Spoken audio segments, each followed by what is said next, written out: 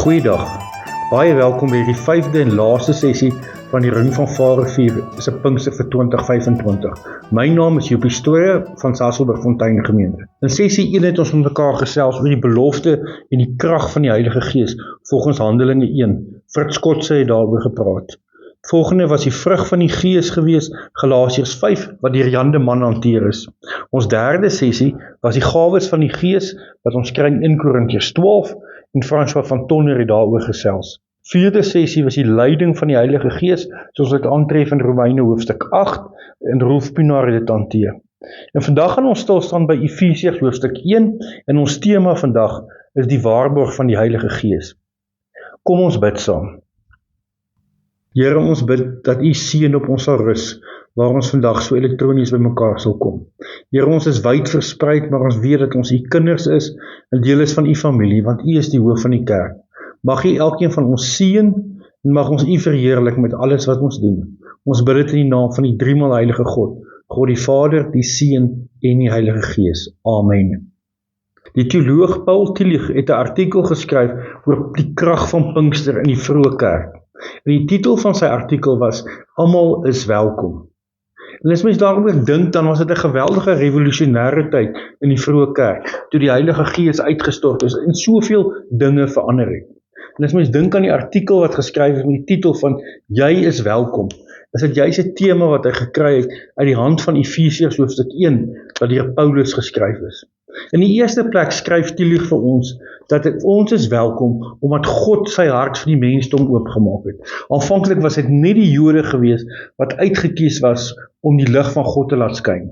Maar na die uitstorting van die Heilige Gees, het dit duidelik geword, dat God se wil en droom alle mense op aarde insluit, en almal deel is van sy familie. En daarom sê ons, elke liewe mens is deur God geroep om deel te word van sy familie. Almal is welkom. Maar dan gaan hy 'n bietjie verder oor hierdie gedagte van almal is welkom, en sê vir die Jode was dit ook 'n besonderse uitdaging. Want die Jode was 'n redelike eksklusiewe volk gewees, rondom hulle kultuur, hulle taal en natuurlik dan ook hulle godsdiens. Met die uitstorting van die Heilige Gees daar in Handelinge hoofstuk 2, was daar Jode van reg oor die wêreld teenwoordig. Oos-Europa, Wes-Europa, Noord-Europa, Suid-Europa en natuurlik die Jode hier uit Noord-Afrika uit. En skielik is almal van hulle gevul met die Heilige Gees, omdat hulle begin glo het in die Here Jesus Christus. En daar is 'n nuwe geloofsgemeenskap gebore. En in hierdie nuwe geloofsgemeenskap moes almal verwelkom word. Grieksprekende Jode, Hebreeuwsprekende Jode, mense uit Afrika uit, mense uit Europa uit, het saam hierdie geloofsfamilie gevorm, wat ons vandag die kerk noem. Daarom is dit so belangrik om te besef, dat dit vir die eerste Christen ook belangrik was, om die deure oop te maak vir almal wat by hulle is. En daarom het Paulus dan ook geskryf vir ons, in Christus Jesus maak dit nie saak of iemand 'n Jood, of 'n Griek, 'n vrye persoon of 'n slaaf is nie, want in Christus Jesus is wat? Is ons almal een, hierdie nuwe geloofsfamilie, en almal van ons is welkom in God se familie. Kom ons lees wat skryf Paulus vir ons in Efesiërs 1. Deur Christus het ook julle deel geword van die volk van God, toe julle die waarheid wat aan julle verkondig is, die evangelie van julle verlossing gehoor het en tot geloof gekom het. In Christus het die Heilige Gees, wat deur God beloof is, julle as erfgename van God beseël. Die Heilige Gees is die waarborg, dat ons ook verder sal ontvang wat God beloof het, wanneer hy almal wat aan hom behoort, volkome sal verlos. Daarom moet ons sy grootheid prys. Tillich skryf in sy artikel, dat hierdie woorde, dat almal van ons nou deel word van die familie van God, in vandagse wêreld baie algemeen en baie bekend geword het. Amper 'n term is wat te veel gebruik word. Maar Tillich skryf vir ons, dat in die vroeë kerk, in die eerste paar eeue, was dit revolusionêre woorde geweest. Na die uitstorting van die Heilige Gees in Handelinge 9 en 10, het die evangelie selfs versprei na die Griekse deel van die wêreld, toe na die Romeinse deel van die wêreld, en na klomp mense wat afgode aanbid het, byvoorbeeld hier in Efese en in Korinte. Daarom was dit so belangrik geweest, dat almal moet besef, dit gaan nie oor hulle agtergrond en hulle geskiedenis nie, maar dit gaan oor die feit, dat hulle in Christus Jesus glo, en daar tot 'n eenheid in hom beleef. Hierdie nuwe geloofsgemeenskap wat tot stand kom. In vers 13 lees ons, wat is die sleutels wat veroorsaak dat iemand deel kan word van hierdie nuwe geloofsgemeenskap? Eerstens skryf Paulus vir ons, iemand het die evangelie, die goeie nuus verkondig, dan het iemand dit gehoor, en uiteindelik het hulle begin glo in Jesus Christus. As dit mense dit so kan stel, met die mond bely, met die ore gehoor en met die hart geglo, en dan draai die hele lewe om, en hierdie persoon word deel van 'n nuwe geloofsgemeenskap. As mens in die Here Jesus Christus glo, dan ontvang jy ook 'n geskenk. En hierdie geskenk wat ons ontvang, is die Heilige Gees. In Efesiërs 1 lees ons van die spesifieke werking van die Heilige Gees in die lewe van die vroeë gelowiges, maar ook in ons lewe. Dit sê, in Christus het die Heilige Gees wat God beloof het, ons as eiendom van God beseël. Ek wil vir 'n oomblik stil staan by die hele gedagte van die Heilige Gees is beloof deur God. Julle sal onthou daar in Handelinge hoofstuk 1, toe Jesus opgevaar het na die hemel, het hy die belofte gegee dat die Heilige Gees uitgestort sal word. Hierdie belofte het in vervulling gegaan, en dan gaan hy verder, dan sê hy, hierdie Heilige Gees beseël ons as die eiendom van God. Dis asof ons as gelowiges, soos Paulus het skryf, op die markplein rondloop van die dood en van die Satan. Net die duisternis het beheer oor die mense se lewens gehad. En toe is ons vrygekoop deur die bloed en deur die liefde van Jesus Christus. En nou kom die Heilige Gees in almal se lewe in, en hy beseël ons as die kinders van God.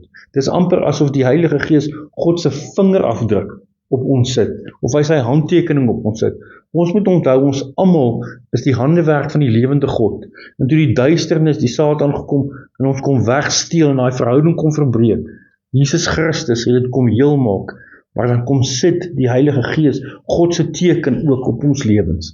En is dit nie 'n wonderlike inspirasie vir ons in die jaar 2025 nie, dat iets van die Heilige Gees se werking moet ook sigbaar wees in ons lewens. Spesifiek ten opsigte van hulle wat ongelowig is, dat ander mense na ons kan kyk en kan sê, daai persoon, daai gemeente, daai groep gelowiges, volg die Here Jesus Christus. Hulle is beseël as die eiendomsvolk van God. Julle onthou in die ou tyd, toe ons nog poskaarte en poskaarte en koeverte gestuur het ons posseels opgesit. En daai posseel het vir jou vertel van waaraf kom die posstuk en waarheen hy gestuur is. En so het 'n seël gedra en gesê, dis 'n Suid-Afrikaanse posstuk. Of as jy familie oorsee gehad het, het 'n oorseese posseël opgehad. En so het ons as Christene die seël van die lewende God. Ons is sy kinders en hy is ons hoof. En dan die tweede ding van die Heilige Gees wat ons lees, wat oor sy werking gaan, is die Heilige Gees is die waarborg dat ons ook verder sal ontvang wat God beloof het, wanneer hy almal wat aan hom behoort volkome sal verlos. Tweede gedagte, die Heilige Gees is 'n waarborg van wat? Van dit wat ons ook verder sal ontvang, en almal dit sal ontvang. Dis nie net beskore vir die Jode of 'n beperkte groep nie, dis vir almal wat in Christus Jesus glo. En as mens dink aan die krag van die Heilige Gees, waar daaroor gesels word hier in vers 20-21 van dieselfde hoofstuk, dan sê dit dieselfde krag wat Jesus Christus uit die dood uit opgewek het, is ook in ons lewe aan die werk. Dit is die waarborg wat ons het, dat ons geloof seker is. Die Heilige Gees kom bekragtig ons geloof hier en nou, maar dit vat dit ook verder tot in die ewigheid, om te weet dat Jesus Christus se liggaam is uit die dood uit opgewek. Maar saam met dit kry ons ook die gedagte dat ons as mense wat nog hier in ons aardse liggaam vasgevang is, wat ons almal weet eendag gaan sterf, dat ons ook eendag die belofte gaan hê van die ewige lewe. Dit is die waarborg wat ons het, om te weet dat op dieselfde manier wat Christus Jesus uit die dood uit opgewek is, so sal ons ook eendag uit die dood opgewek word, en saam met die lewende God aan die feesmaaltafel sit. 'n wonderlike oorwinning, 'n wonderlike waarborg wat ons kry van die Heilige Gees. Die Heilige Gees beseël ons as die eiendomsvolk van God, maar die Heilige Gees is ook 'n waarborg dat ons al die beloftes wat God ons gegee het, dat ons dit ook sal beleef. En mag elkeen van julle ook beleef, dat die Heilige Gees by ons is, dat hy vir ons krag gee. Ek wil vandag afsluit met die woorde van die geloofsbelijdenis van Nicea. Nicea is verjaar 1700 jaar oud, en is 'n wonderlike manier dat ons as kerk dit ook kan vier.